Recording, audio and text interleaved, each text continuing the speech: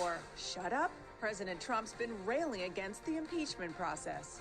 Crooked politicians not giving us due process. And now Democrats are trying to call his bluff, giving him a deadline to participate in impeachment hearings. Will the president decide to have his lawyers make his case in Congress? And ad wars. Democratic hopefuls blanket the Iowa airwaves, spreading their message by digging deep into their wallets. How will the advertising blitz change the race? I compete by talking to actual voters and not just going on the airwaves. That's how I'm going to win.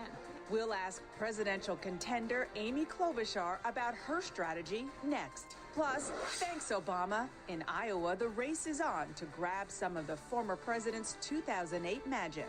A different young presidential candidate with a funny name. But what's President Obama's message to the 2020 hopefuls?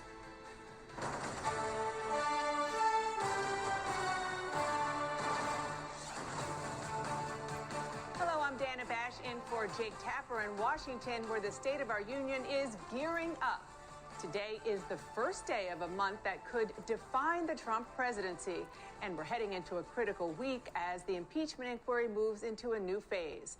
Tomorrow, members of the House Intelligence Committee are expected to review its impeachment report before it goes to a vote on Tuesday, according to a committee official.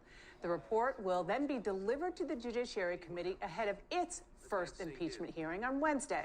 While Democratic lawmakers spent their holiday preparing for a potential impeachment, President Trump spent his holiday avoiding it, celebrating Thanksgiving with a surprise visit to U.S. troops in Afghanistan and preparing to travel to London to mark the 70th anniversary of NATO.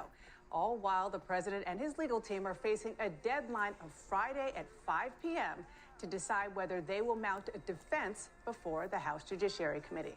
Joining me now is 2020 presidential candidate Senator Amy Klobuchar of Minnesota, also a member of the Senate Judiciary Committee. Thank you so much for coming in. Appreciate it.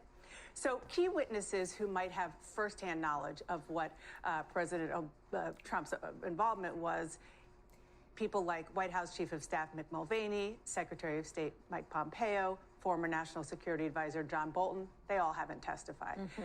But the House is moving forward anyway. Would you like to see those witnesses testify during a Senate trial? You know, you always like to hear more testimony, and maybe that will happen. But I think the point that Adam Schiff has made is you don't want to allow the administration to play rope-a-dope with the courts and have this delayed and delayed and delayed. They have to make a decision, and they're going to move forward. Having additional witnesses is always helpful, and that the president claims he wants everyone to testify, so why doesn't he let them testify? Right, I get that. That's true about the strategy that House Democrats have in the House. But it's a whole new world in the Senate. Do you think that there's a way to compel those people to testify in the trial? There may be. When you look at past impeachment hearings, negotiations happen about who the witnesses are and how they're going to testify. All that's going to happen. But the biggest obligation here, Dana, is to go forward with this. It's James Madison. I always like to cite him because he was 5'4". That's my height for a president. And he said at the Constitutional Convention that the reason he wanted impeachment provisions in there is because the president could betray the trust of the American people to a foreign power. That's what happened here. That's why we're going forward.